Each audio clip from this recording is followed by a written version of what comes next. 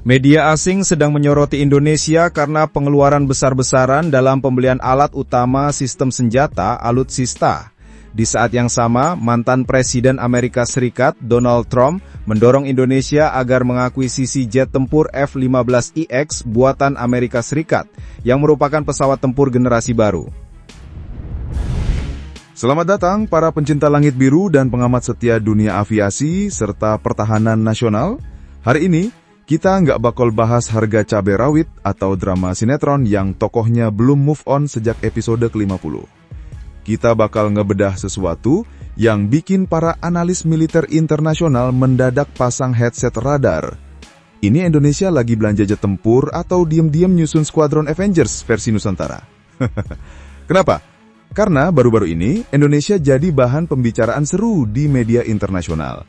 Gimana enggak? Negara kita lagi jor-joran belanja alutsista dari Rafale buatan Prancis, KF-21 Boramae kerjasama dengan Korea Selatan, sampai calon superstar baru dari Turki, si jet tempur Kaan.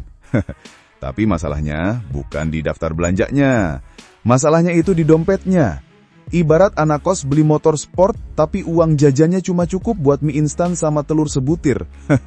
Media asing, terutama The Diplomat, langsung nyorot. Loh, kok beli jet tempur mewah padahal alokasi anggaran pertahanan dari GDP-nya kecil banget? Bener juga sih. Tahun 2023, Indonesia ngeluarin sekitar 8,8 miliar dolar buat militer, dan tahun 2025 udah naik ke 10,6 miliar dolar. Tapi kalau dilihat dari persentase GDP, itu masih malu-malu kucing. Cuma 0,77%. Padahal negara tetangga kayak Singapura aja ngeluarin 2,8% dari GDP mereka. Jepang, santai tapi pasti, 1,4%. Nah, disinilah mulai rame. Banyak yang bilang, Indonesia kayaknya cuma pamer doang deh beli pesawat canggih. Tapi tunggu dulu, pemerintah khususnya PT Dirgantara Indonesia punya alasan sendiri. Katanya, kami bukan cuma belanja, kami investasi jangka panjang, bos. Loh, kok bisa? Karena setiap pembelian jet tempur seperti Rafale, KF-21 dan Kaan itu datang dengan bonus, bukan tote bag atau stiker, tapi transfer teknologi. Ibaratnya beli mobil mewah, tapi kita diajarin juga cara bikin mesinnya. Nah, ini yang diincar Indonesia. Biar kedepannya kita bisa bikin jet tempur sendiri, tanpa harus ngutang dulu ke tetangga sebelah. Contohnya aja, Rafale udah amankan 42 unit dan siap tambah 24 lagi setelah Presiden Macron mampir ke Jakarta. Targetnya sampai 100 unit. Karena menurut studi dari UMY, pembelian segitu tuh syarat wajib kalau mau dapat ilmu dapurnya Dassault Aviation. Belum cukup. Nih, Kaan dari Turki juga siap-siap masuk garasi TNI AU. Total 48 unit. Walaupun kontraknya belum ditekan, Turkish Aerospace udah bikin kantor di Bandung loh. Mungkin mereka juga pingin nyobain seblak asli. Tapi yang jelas, tujuan utamanya, bangun fondasi industri kedirgantaraan Indonesia dari dalam negeri. Eits, belum selesai. Datanglah Donald Trump, mantan Presiden AS, dengan tawaran yang agak unik. Katanya, Indonesia, kalau mau tarif ekspor kalian ke Amerika turun dari 32% ke 19%, ya beli 50 jet tempur F-15EX dong dari Boeing. Waduh, ini kayak kamu disuruh beli sepatu mahal dulu, baru boleh dagang di depan toko. Dilematis banget. Di satu sisi kita butuh F-15EX dan relasi dagang yang bagus, tapi di sisi lain, duitnya terbatas, dan prioritas masih di pendidikan, infrastruktur, dan UMKM.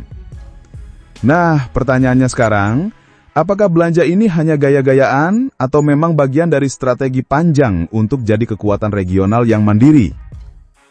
Kita balik dulu ke soal transfer teknologi. Ini bukan cuma jargon buat kelihatan keren di berita, tapi bisa jadi game changer. Kenapa? Karena kalau proses ini berjalan mulus, Indonesia gak lagi cuma jadi tukang beli, tapi juga jadi tukang bikin.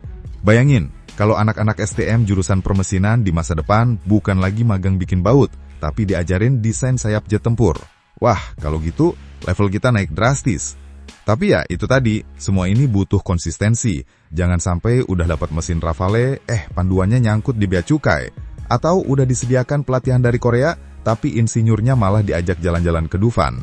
Transfer teknologi itu kayak masak rendang, lama, butuh niat, dan nggak boleh ditinggal tidur.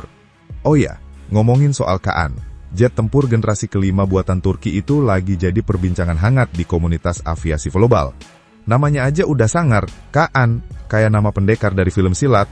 Tapi di balik namanya yang gagah, dia datang membawa harapan. Indonesia bisa ikut andil dalam pengembangannya, bukan cuma jadi pembeli, tapi juga jadi partner.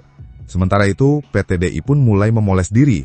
Gita Amperiawan, Direktur Utama PT Dirgantara Indonesia, dengan percaya diri bilang, tujuan akhir kita jelas, kita harus bisa bikin jet tempur sendiri. Pernyataan itu gak bisa dianggap remeh, karena selama ini kita selalu di posisi konsumen, beli F-16, beli Su-30, dan sekarang beli Rafale. Tapi ke depan, kita bisa jadi produsen. Gak muluk-muluk lah, minimal kita bisa produksi komponen sayap atau radar dalam negeri. Masalahnya, dunia gak selamanya adem. Saat negara-negara tetangga udah main drone bersenjata dan rudal hipersonik, masa kita masih sibuk debat anggaran?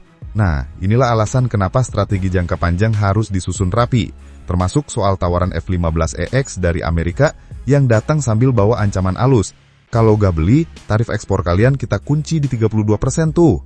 Ini kayak mau ngasih diskon belanja, tapi syaratnya harus beli kulkas 2 pintu dulu. Jadi gak heran, pemerintah harus mikir keras, antara mempertahankan relasi dagang atau fokus pada pembangunan kekuatan industri dalam negeri. Dan belum selesai sampai di situ. Di balik layar, banyak analis mewaspadai kemungkinan bahwa pembelian-pembelian ini bukan cuma urusan pertahanan, tapi juga langkah diplomasi. Karena ya tahu sendiri, dunia internasional sekarang kayak game catur. Siapa yang beli alutsista dari siapa, itu bisa nunjukin kamu berdiri di pihak mana. Indonesia belanja dari Perancis, Korea Selatan, Turki, dan mungkin Amerika. Ini kayak kamu ikut 4 arisan sekaligus, pusing, tapi semua penting.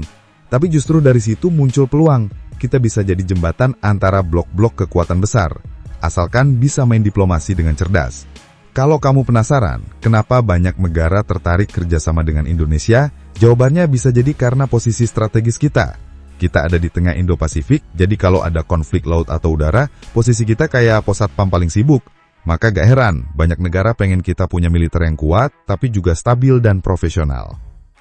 Jadi gini, kalau kita lihat dari kacamata strategis, belanja alutsista Indonesia ini ibarat upgrade HP. Bukan cuma karena kameranya bagus, tapi karena aplikasi-aplikasi masa depan nggak bisa lagi jalan di sistem operasi lama. Nah, jet tempur kita yang sekarang itu ya, sebagian besar masih operating system zaman 90-an. Bahkan beberapa udah masuk usia pensiun, tapi masih diajak ngebut. Kasian, Pak. Misalnya aja F-5 Tiger II atau Hawk 209 yang udah belasan tahun jadi andalan. Itu udah kayak mobil tua yang masih dipaksa ikut Formula 1. Dari luar kelihatan oke, tapi dalamnya udah ngos-ngosan.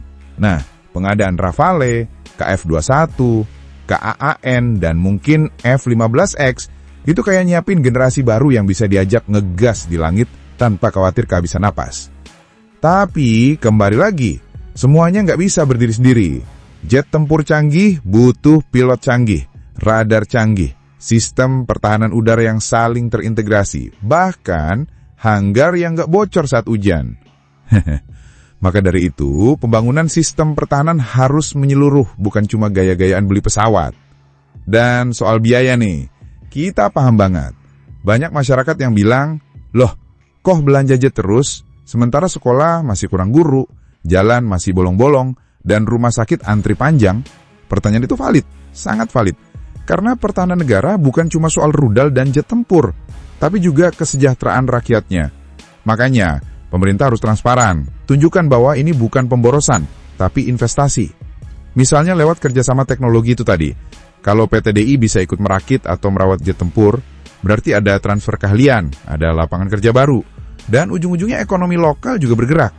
Jadi nggak melulu soal perang, tapi soal membangun kemandirian bangsa.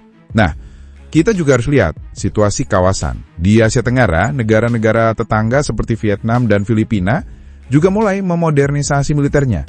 Bahkan Australia dan Jepang udah main di level next gen warfare, termasuk cyber defense dan drone swarm.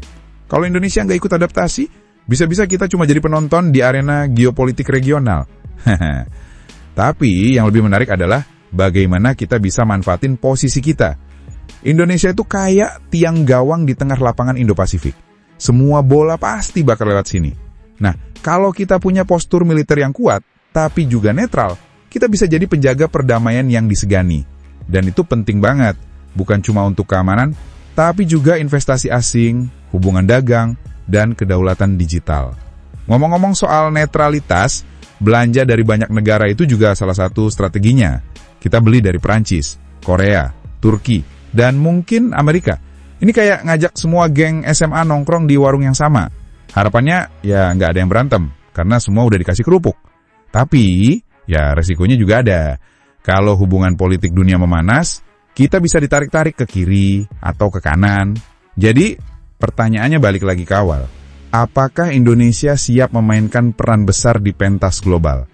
Apakah kita udah punya fondasi yang cukup kuat, baik dari sisi anggaran, teknologi, maupun SDM? Dan pertanyaan itu, jawabannya nggak bisa kita serahkan ke satu pihak aja. Ini kerja bareng. Pemerintah, militer, industri dalam negeri, bahkan masyarakat dan dunia pendidikan harus jalan bareng. Karena kalau cuma satu yang jalan, pesawatnya bisa oleng ke kiri. Thanks banget buat yang udah nonton sampai habis. Kalau suka, ya di-like aja. Kalau merasa cocok, langsung subscribe. Dan kalau jempol udah gatal pengen ngetik, antem aja tuh kolom komentar. Mau debat? Boleh. Mau bercanda? Gas. Yang penting sopan.